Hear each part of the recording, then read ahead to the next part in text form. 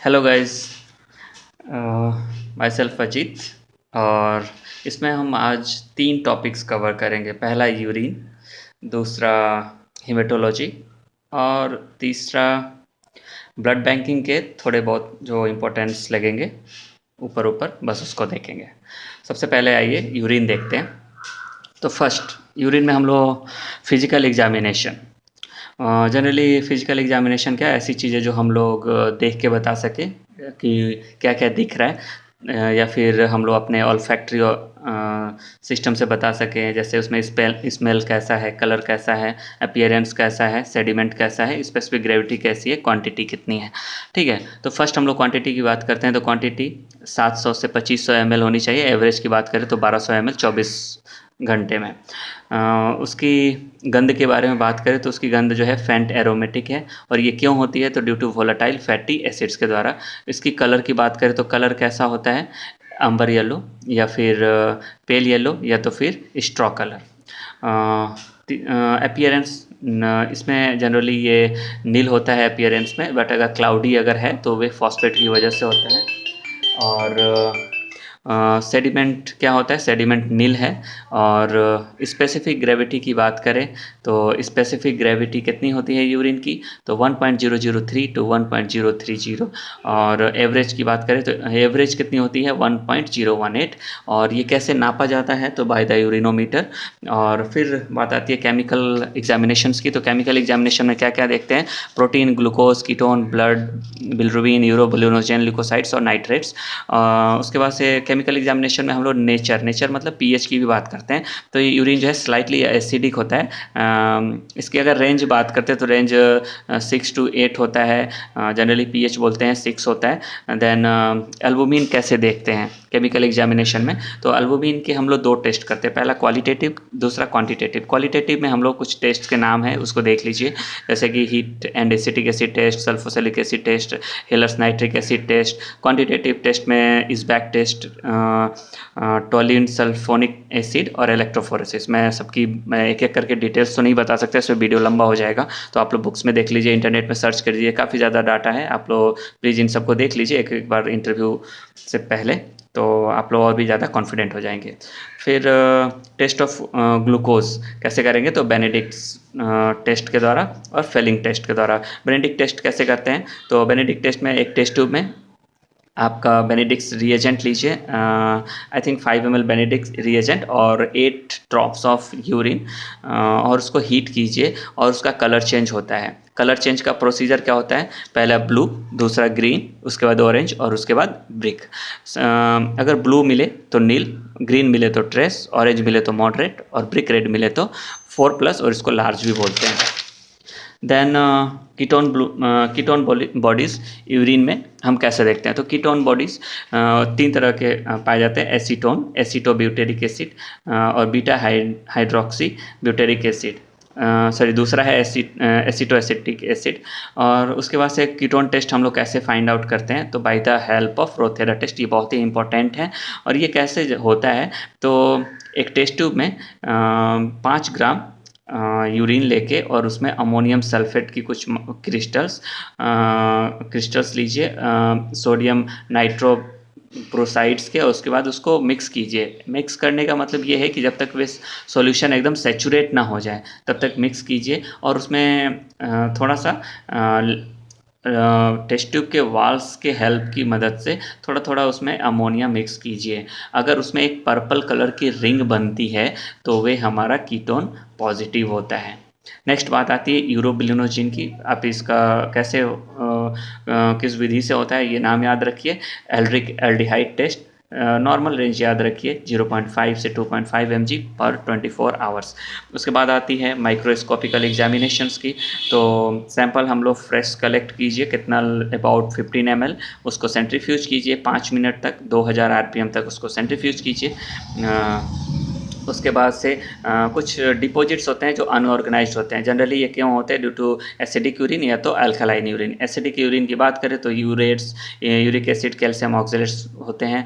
Alkaline urine की बात करें तो फॉस्फेट्स और बायूरेट्स होते हैं। कुछ उसमें एबनॉर्मल कॉन्स्टिट्यूएंट्स भी होते हैं जैसे कि leucine, tyrosine, sulphur crystal, hyaline cast, granular, cellular, fatty, waxy cast.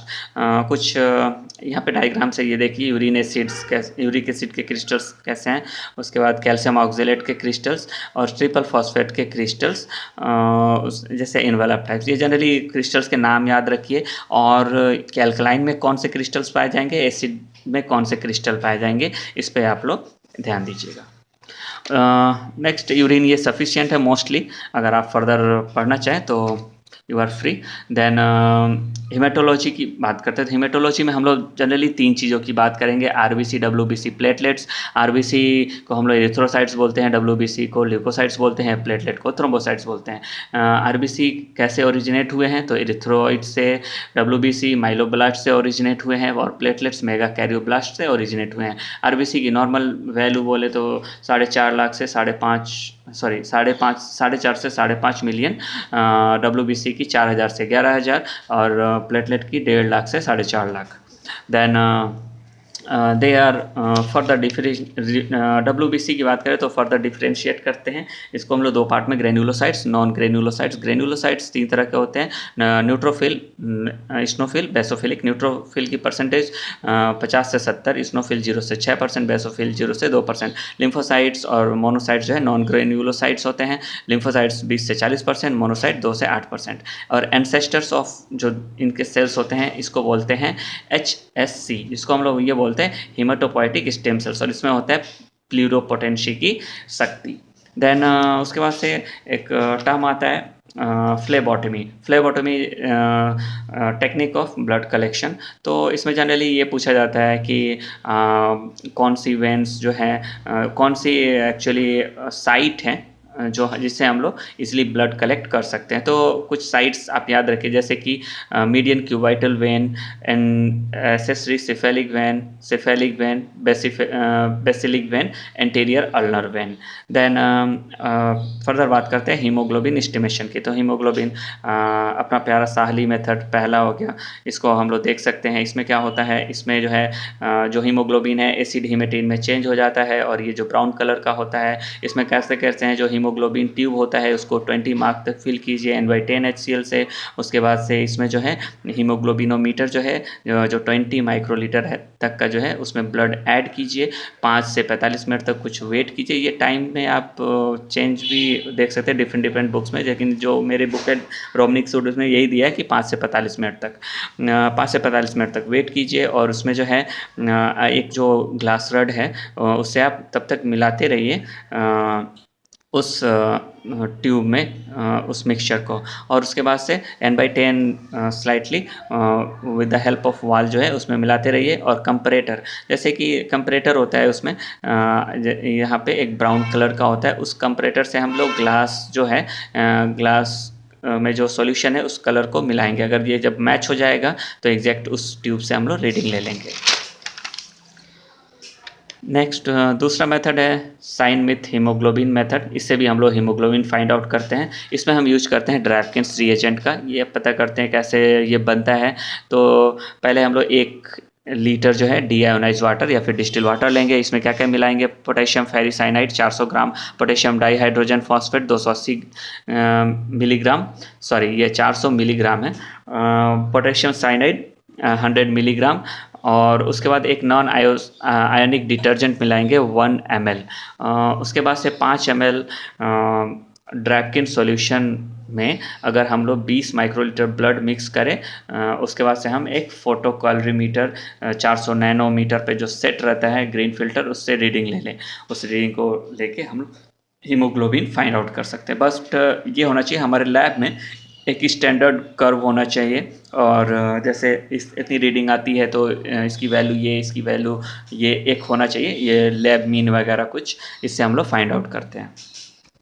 Oxy haemoglobin method क्या होता है, तो इसमें जो है 20 ml of 0.1 sodium carbonate and 0.1 ml of blood, इसको मिक्स करते हैं, ऑप्टिकल डेंसिटी रीड करते हैं 540 नैनोमीटर पे 30 मिनट के अंदर।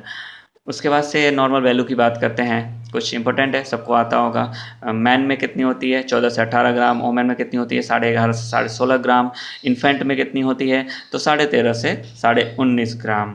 पॉलीसाइथीमिया क्या होता है, अगर हीमोग्लोबिन की वैल्यू काफ़ी ज़्यादा है इसको बोलेंगे polycythaemia according to age and sex. PCV क्या होती है, जनरली पैक्ड सेल वॉल्यूम, इसको हम लोग हीमेटोक्रिट बोलते हैं। ये सिंपली अगर इसको कैलकुलेशन की बात करें तो कोई भी अगर हीमोग्लोबिन हो और इंटू फैक्टर 3 करें तो इसकी पीसीवी की लमसम वैल्यू आती है। जैसे कि अगर 10 है तो अगर इसको 3 से मल्टीप्लाई कर देते हैं तो ये जनरली इसकी वैल्यू 30, पीसीवी कितनी आ जाएगी 30, और ये जो है परसेंटेज में इसको डोनेट करते हैं। जैसे कौन से मेथड्स होते हैं, विंट्रोप ट्यूब और माइक्रो हीमेटोक्रिट कैपिलरीज। फर्स्ट जो है नॉर्मल वैल्यू कितनी होती है तो 42 से 52, एवरेज निकाले तो 47, ओमेन में कितनी होती है 37 से 47, एवरेज निकाले तो 42। इंटरप्रिटेशन क्या होता है, इंटरप्रिटेशन फाइंड आउट कर सकते हैं, अगर हीमेटोक्रिट अगर कम है तो may be due to anaemia के कारण, अगर ज़्यादा है तो may be due to polycythaemia के कारण।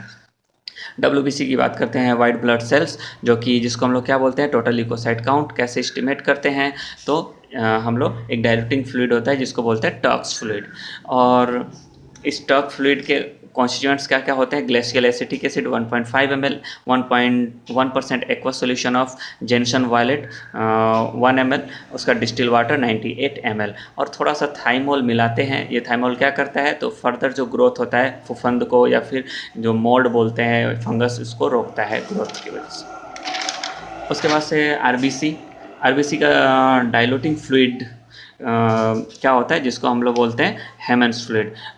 इसमें क्या क्या कॉन्स्टिट्यूएंट्स होता है, मर्क्यूरी क्लोराइड 0.5 ml, 0.5 ग्राम, सोडियम क्लोराइड 1.0 ग्राम, सोडियम सल्फेट 5 ग्राम, डिस्टिल वाटर 200 ml। और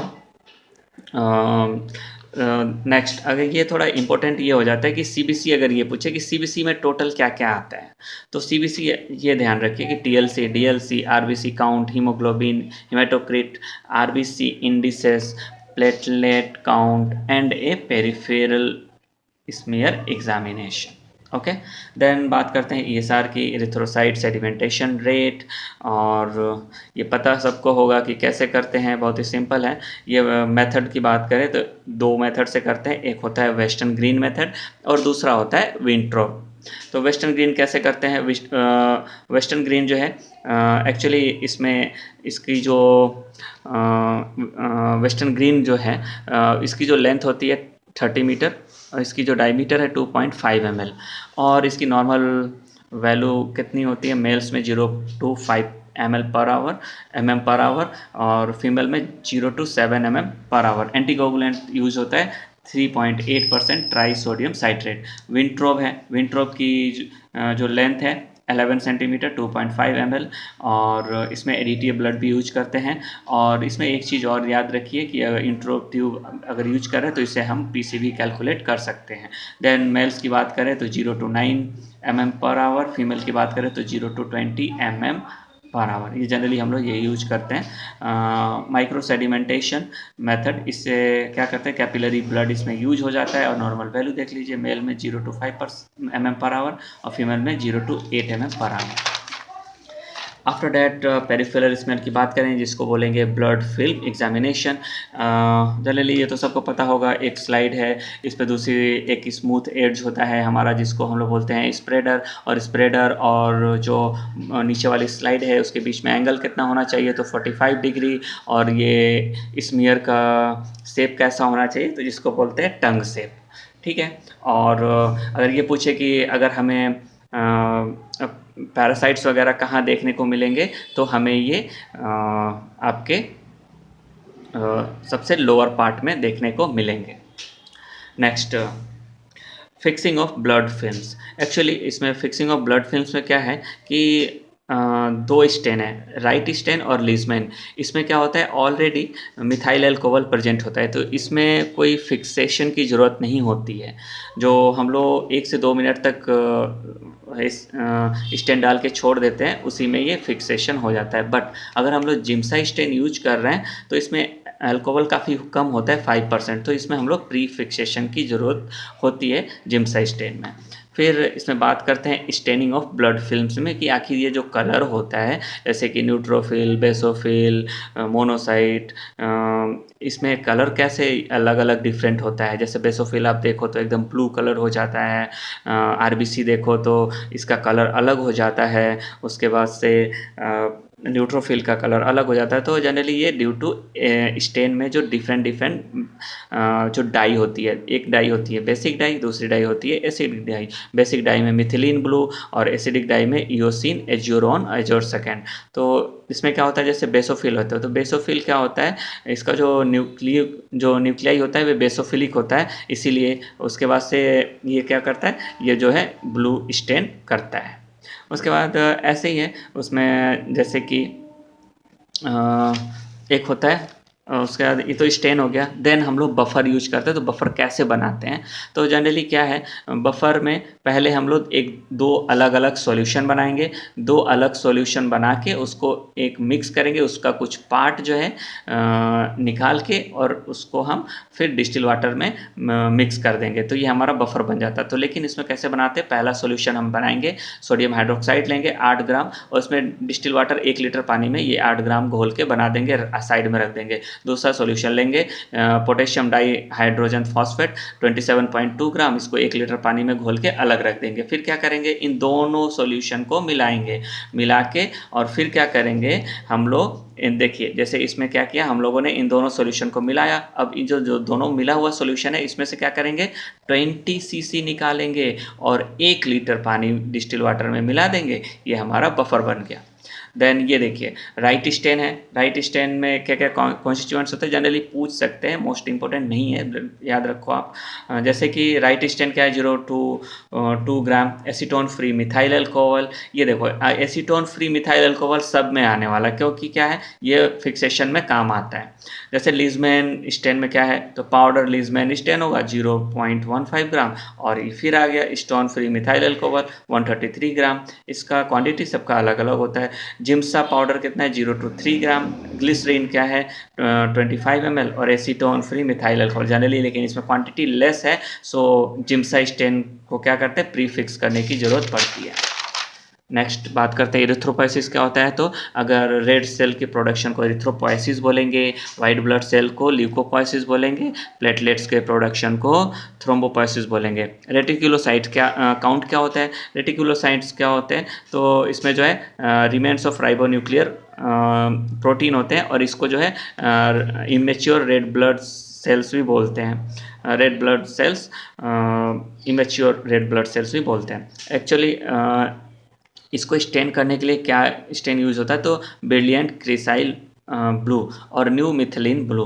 एक्चुअली ये क्या होता है, ये एक तरह का सुप्रावाइटल स्टेन है। सुप्रावाइटल स्टेन आप ऐसा समझिए कि जैसे जैसे स्टेन किया तुरंत से हमें देखना होता है, अदरवाइज ये जो है स्टेन जो है इस काफ़ी तेज़ी से फेड करता है इसका कलर।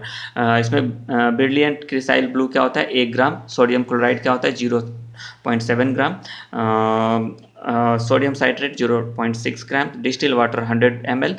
एक और टर्म ये टर्म है G6 क्या होता है, ये जनरली G6PD डिफिशियंसी को स्क्रीन आउट करने के काम में आता है। G6PD क्या है, तो ग्लूकोज 6 फॉस्फेट डिहाइड्रोजनेज है। ये क्या है, ये एक तरह का most common human enzyme deficiency है पूरे वर्ल्ड में ना। आ गया नेक्स्ट ब्लीडिंग टाइम सबको पता है कैसे करते हैं, बट जनरली हम लोग को मेथड याद रखना है।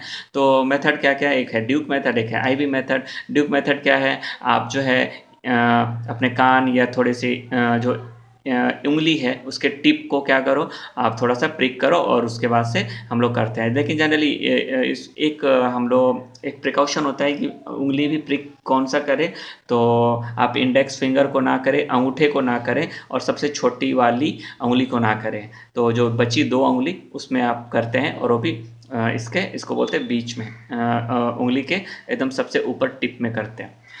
उसके बाद से नेक्स्ट इसका नॉर्मल रेंज क्या होता है 6 to 10 minutes. Then IV method होता है, नॉर्मल वैल्यू कितनी होती है 1 to 6 minutes. Then coagulation time कैसे फाइंड आउट करते हैं, 2 मेथड से, capillary tube method of Wright और ली एंड वाइट मेथड। और नॉर्मल रेंज क्या होता है 5 से 10 मिनट। देन ये आता है पीटी प्रोथ्रोम्बिन टाइम और INR international normalise ratio. Normal value PT की कितनी होती है 11 से 13.5 सेकेंड्स और आईएनआर की वैल्यू कितनी है 0.8 से 1.1। ओके, देन इसमें अलग अलग इंटरनेशनल नॉर्मलाइज कैलकुलेट करने के लिए एक चार्ट होता है जो डिफरेंट लैब्स में अवेलेबल होता है। अगर आप देखना चाहें तो मिल जाएगा, इंटरनेट पे भी मिल जाता है। नेक्स्ट ब्लड बैंकिंग देखेंगे। Blood banking generally blood group system की बात है। इंपॉर्टेंट ब्लड ग्रुप सिस्टम्स क्या होता है, तो जनरली हम लोग दो चीज़ कोई ध्यान में रखते हैं, जैसे एबीओ और रेसेस। बट और भी कुछ ब्लड ग्रुप सिस्टम्स होते हैं जैसे Kell, Duffy, Kidd, Lutheran, Lewis, P, MNS, I. और एक अनदर होता है Bombay group. Actually Bombay group क्या होता है, तो जनरली बॉम्बे ग्रुप कुछ नहीं है, जैसे एक याद रखो आप एच जीन। एच जीन क्या होता है, ये जो है